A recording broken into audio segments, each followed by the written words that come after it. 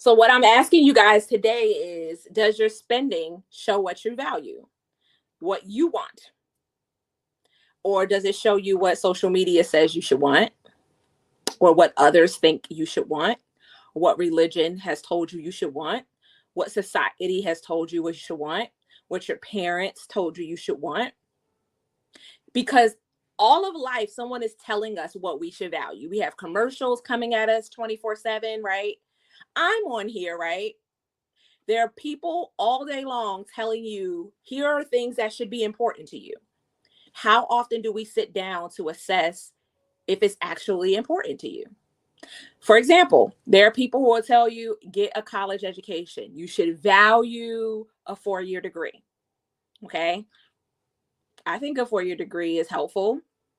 I worked in higher education for 13 years. But do I value it the same way that other people do? No, because I'm a lifetime learner. I'm addicted to learning, whether I got a degree or not. If I want to learn something, I'm going to learn something. I'll pick up a book or audio book or whatever. And I feel like I know a lot of people who don't have a formal degree who are better skilled than people who have degrees. I know people who go to school and get a degree and have no actual real life experience and can't do the job very well. So I don't prioritize that type of education over education. So when I'm thinking of how to spend my money to learn something, I'm not just jumping straight to spending $5,000 a class to learn something a formal way because society said that makes you qualified.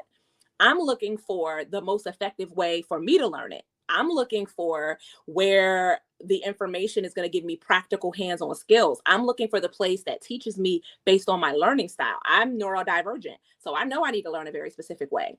So I value effective education over formal education. I know that about myself. So I don't feel no kind of way about like I should blow the bank. When my daughter is 16 years old and she's getting close to getting ready to go to college, I've already told her college is optional. You need to figure out, do you need a degree to do what it is you want to do, right? You said, I want to go back to school, but I don't know. That's a very good question to ask yourself. Because I don't know if you were here for yesterday's live when we talked about like understanding your why. I'm going to have you do this right now, is ask yourself why you want to go back to school. What is it that you think that going back to school, what problem, what need in your life do you feel like it solves? And it's not a judgment question. This is an activity for you to become clear, a little clearer on what it is you want, to make a decision if there's other ways you could resolve that.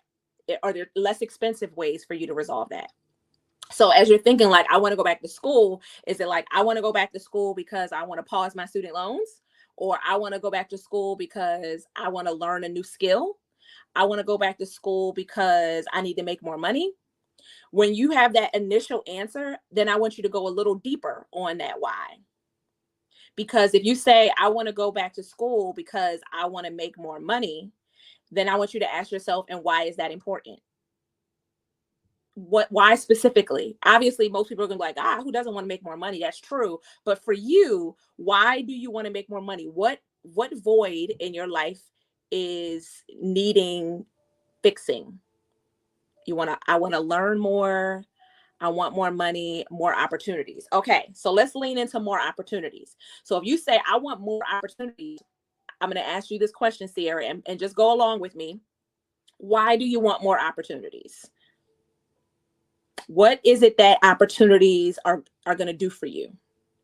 What do you feel? And again, these are questions that are not about judgment. These are to dig as deep as possible to understand what you really want. Because you want opportunities, but for what?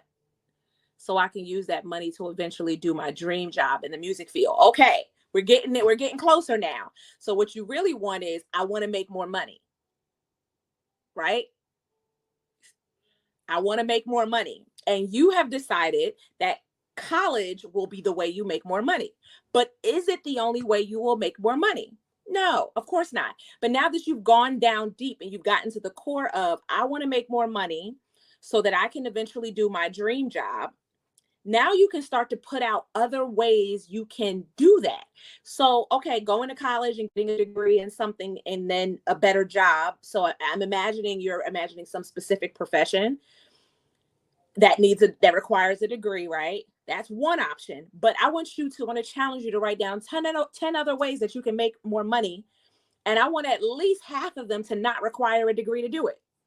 I want at least half of those solutions to not require you to spend money getting more skills to do it. I mean, in such a formal capacity, you can spend money, but maybe not as much, right? So, for example, if you're like, I want to make more money, one of my big things is the multiply factor. I want y'all to all have passive income, meaning clocking in is optional. I got money coming in while I'm sleeping because I have investments that are making money for me, right? How can you have money coming in passively? That means I have to buy an asset that pays passively, right? So now you're thinking like, okay, what types of assets pay me passively? Or some stocks pay dividends, right? That's one form of an asset.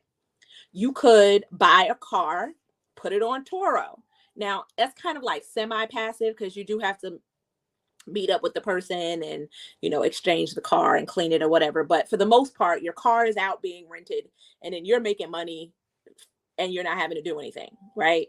Same thing with renting out a room in your home or buying a property and using it as rental income. That property that you have that you're renting out is now paying you. You got an asset and you don't even got to pay the mortgage because the renters are paying the mortgage. Plus, you should be charging more than the mortgage is. So you've got passive income coming your way. That's allowing you the freedom to pursue what you actually want to be doing, which is your job.